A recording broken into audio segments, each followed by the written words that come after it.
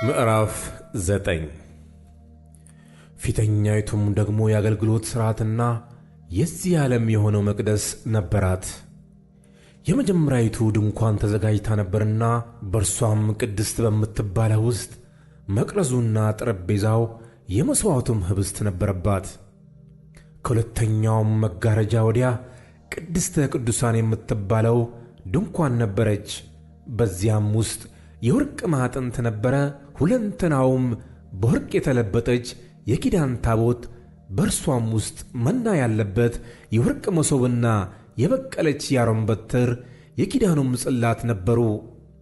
በላዩም ማስተስረያውን የሚጋርዱ የክብር ኪሩቤል ነበሩ። ስለ እነዚህም ስለ እያንዳንዳቸው ልንናገር አሁን አንችልም።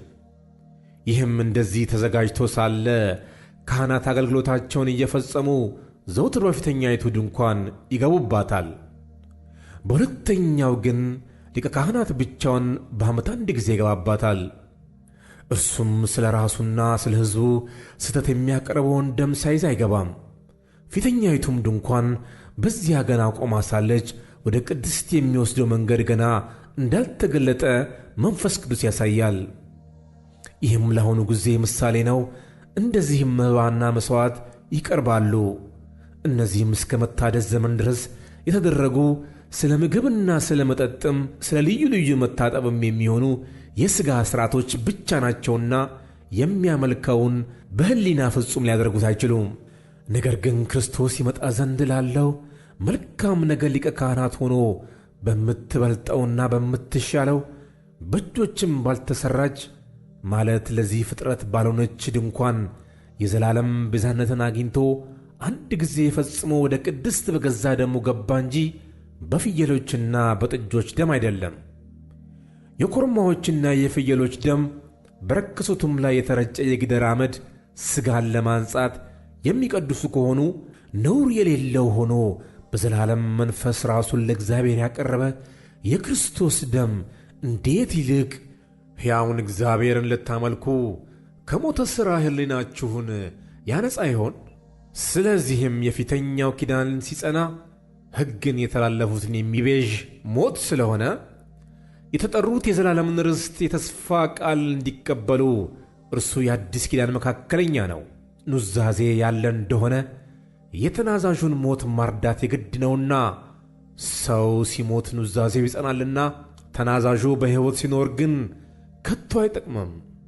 ስለዚህም ፊተኛው ኪዳን እንኳን ያለ ደም አልተመረቀም። ሙሴም ትእዛዛትን ሁሉ እንደ ሕጉ ለሕዝቡ ሁሉ ከተናገረ በኋላ የጥጆችንና የፍየሎችን ደም ከውሃና ከቀይ በግ ጠጉር ከሂሶጵም ጋር ይዞ እግዚአብሔር ያዘዘላችሁ የኪዳን ደም ይህ ነው ብሎ በመጽሐፉና በሕዝቡ ሁሉ ላይ ረጨው። እንዲሁም በድንኳኒቱና በማገልገያው ዕቃ ሁሉ ደምን ረጨ። እንደ ሕጉም ከጥቂቶች በቀር ነገር ሁሉ በደም ይነጻል፣ ደምም ሳይፈስ ስርየት የለም። እንግዲህ በሰማያት ያሉት የሚመስለው ነገር በዚህ ሊነጻ እንጂ በሰማይ ያሉት ራሳቸው ከእርሱ ይልቅ የሚበልጥ መሥዋዕት ሊነጹ የግድ ነበረ። ክርስቶስ በእጅ ወደ ተሠራች የእውነተኛይቱ ምሳሌ ወደምትሆን ቅድስት አልገባምና፣ ነገር ግን በእግዚአብሔር ፊት ስለ እኛ አሁን ይታይ ዘንድ ወደ እርሷ ወደ ሰማይ ገባ። ሊቀ ካህናትም በየዓመቱ የሌላውን ደም ይዞ ወደ ቅድስት እንደሚገባ ራሱን ብዙ ጊዜ ሊያቀርብ አልገባም። እንዲህስ ቢሆን ዓለም ከተፈጠረ ጀምሮ ብዙ ጊዜ መከራ ሊቀበል ባስፈለገው ነበር። አሁን ግን በዓለም ፍጻሜ ራሱን በመሥዋዕት ኃጢአት ሊሽር አንድ ጊዜ ተገልጧል። ለሰዎችም አንድ ጊዜ መሞት ከእርሱ በኋላም ፍርድ እንደተመደበባቸው እንዲሁ ክርስቶስ ደግሞ የብዙዎችን ኃጢአት ሊሸከም አንድ ጊዜ ከተሰዋ በኋላ ያድናቸው ዘንድ ለሚጠባበቁት ሁለተኛ ጊዜ ያለ ኃጢአት ይታይላቸዋል።